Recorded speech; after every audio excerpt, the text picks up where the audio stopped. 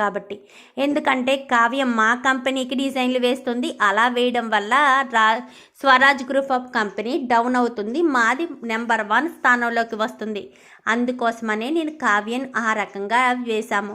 చెప్పింది చిన్న కంపెనీ అని చెప్పినా కానీ పెద్ద కంపెనీకి ఆ డిజైన్లు వాడి మొదటి స్థానం వచ్చేటట్టుగా చేస్తాను అని చెప్పి మాట్లాడుతున్నదంతా కూడా కావ్య వీడియో తీసుకుంటుంది. ఇంకా వీడియో తీసుకుని వీళ్ళకందరికీ కూడా డిజైన్లు వేసి ఇచ్చేస్తుంది అనామికకి. ఇంకా పోటీ పడాల్సిన సమయంలో రాజ్ వాళ్ళకి ఆల్రెడీ వేరే డిజైనర్ లాగా పరిచయం అయ్యి ఇటు సుభాష్ ద్వారా అయితే న్యూ డిజైన్స్ కంపెనీకి పంపిస్తుంది. ఇంకా డిజైన్లు పంపించేసరికి ఇంకా మొదటి స్థానం ఏ కంపెనీకన్నా అనౌన్స్ చేసే సమయానికి స్వరాజ్ గ్రూప్ ఆఫ్ కంపెనీయే మొదటి స్థానంలో ఉందని చెప్పనేసరికి ఒక్కసారిగా అనామిక షాక్ అవుతుంది. ఇదేంటిది, కావ్య మా దగ్గర ఉన్న రాజ్ కంపెనీ మొదటి స్థానంలోకి రావడం ఏంటి? కావ్య వేసిన డిజైన్స్ మేమే కదా ఇక్కడ సబ్మిట్ చేస్తున్నాము, మరి అక్కడ రాజు కంపెనీ ఎందుకు మొదటి స్థానంలోకి వచ్చింది అని చెప్పి ఇంకా అనుకుంటూ ఉండేసరికి అనామికకి ఏమీ అర్థం కాదు. అలాగని కావ్య ముందుకొచ్చి నిలదీయలేదు.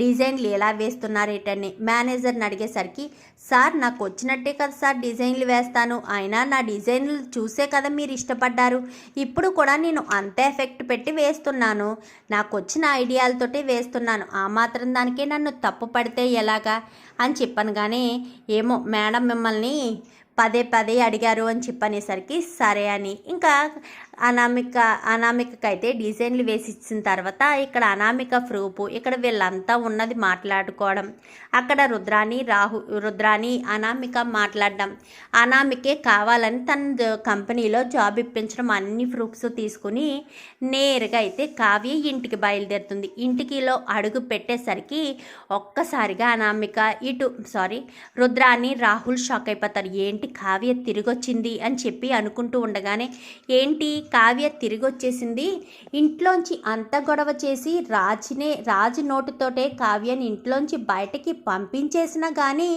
కావ్య మళ్ళీ ఇంట్లో ఎందుకు అడుగు పెట్టిందా అని ఆలోచిస్తున్నారు కదా అని చెప్పనేసరికి, మేమెందుకు ఆలోచిస్తాము, అయినా మేమెందుకు నిన్ను ఇంట్లోంచి గెంటేసాము, నువ్వే తప్పు చేసావు కాబట్టి వెళ్ళిపోయావు అని చెప్పాను. కానీ నేను తప్పు చేయడం వల్ల వెళ్ళిపోలేదు, నా కాపురాన్ని వదులుకుని వెళ్ళిపోలేదు. నా భర్త కోపంలో ఏదో ఒక మాట అన్నంత మాత్రాన నా భర్త మనసులో నేను లేకుండా పోతానా? ఏదో వాళ్ళ అత్తయ్య గారికి బాగోలేదు కాబట్టి ఆయన కోపంలో అన్నారు, ఆ మాత్రం దానికే నేను ఇల్లు వదిలి వెళ్ళిపోయాను అనుకున్నారేంటి? నేను కావాలనే ఇల్లు వదిలి వెళ్ళిపోయాను అని చెప్పనేసరికి, ఏంటమ్మా కావ్య ఏం మాట్లాడుతున్నావు అని చెప్పాను. కానీ అవునత్తయ్య, అసలు కంపెనీలో ద్రోహులు ఎవరో తెలుసుకోవడం కోసమే నేను ఇల్లు వదిలి వెళ్ళాను.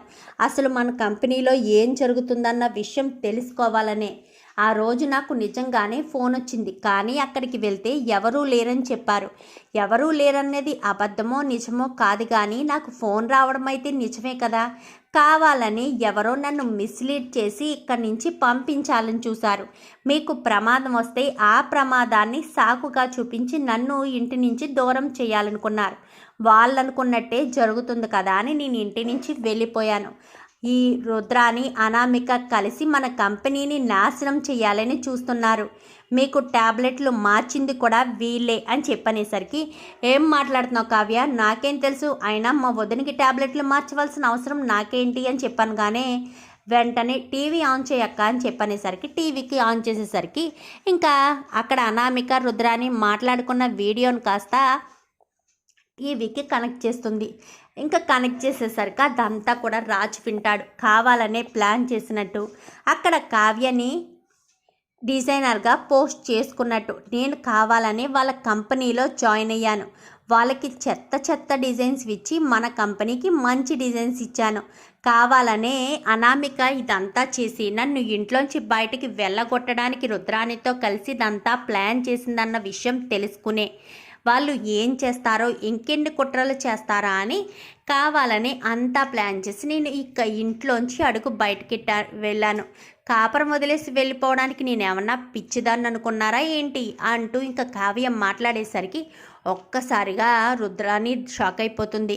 ఏంటి మమ్మీ ఇలా జరిగింది అని చెప్పాను కానీ ఏం మాట్లాడాలో అర్థం కావట్లేదురా అనుకుంటూ ఉండగానే ఇంకా ఇందిరాదేవి అయితే రుద్రాని చెంప చెల్లుమనిపిస్తుంది. నా కోడలికి చావు రావాలని ట్యాబ్లెట్లు మార్చేస్తావా? అసలు నీకులాంటి దాన్ని ఇంట్లో ఉంచుకోవడమే మేము చేసిన పెద్ద తప్పు. బావా వెంటనే ఈ రుద్రాణిని ఇంట్లోంచి బయటికి పంపించేసే అనగానే మళ్ళీ నాకు చెప్పడం ఎందుకు చిట్టి? నీ మనసులోకి ఈ ఆలోచన వచ్చింది అంటే నా మనసులోకి కూడా వచ్చినట్టే కదా. మన కోడల మీదే ఎలాంటి ప్రయత్నం చేసిన ఈ రుద్రాణిని మనం ఎందుకు భరించాలి? మనకేం అవసరం భరించడానికి? ఒక్క క్షణం కూడా ఈ రుద్రాణి ఇంట్లో ఉండడానికి వీల్లేదు. వెంటనే రుద్రాణిని ఇంట్లోంచి పంపించేద్దామని చెప్పి ఇంకా రుద్రాణిని అయితే ఇంట్లోంచి పంపించేస్తారు. అది కాదమ్మా అని చెప్పాను కానీ ఒక్క క్షణం నా కళ్ళ ముందు కనిపిస్తే మాత్రం అస్సలు ఊరుకోను అని చెప్పి అమ్మ కావ్య అంటూ ఇంకా అపర్ణ అయితే కావ్యని హత్తుకుంటుంది. ఇంకా రాజ్ కూడా నన్ను క్షమించు కావ్య అనగానే చచ్చా మీరు నన్ను క్షమాపణ కోరడం ఏంటండి? మీరు రుద్రాణి గారు చెప్పిన మాటలనే విన్నారు తప్ప ఆవిడ మనసులో ఏముందో మీకు తెలియదు కదా. మీకు మీ అమ్మ మీద ప్రేమ ఉంది, ఆ ప్రేమతో మీరు ఆ మాట అన్నారు, నాకు అర్థమైంది అని చెప్పి ఇంకా కావ్య అయితే చెప్పేసరికి రాజ్ కావ్య ఇద్దరు చాలా సంతోషిస్తారు. చూద్దాం మరి రాబోయే ఎపిసోడ్స్లో ఏం జరుగుతుందో. వీడియో నచ్చితే లైక్ చేయండి, ఛానల్ని సబ్స్క్రైబ్ చేసుకోండి, పక్కనే ఉన్న బెల్ సింబల్లో ఆల్ పై క్లిక్ చేయండి. ఇలా చేయడం వల్ల అందరికంటే ముందుగా చూడవచ్చు.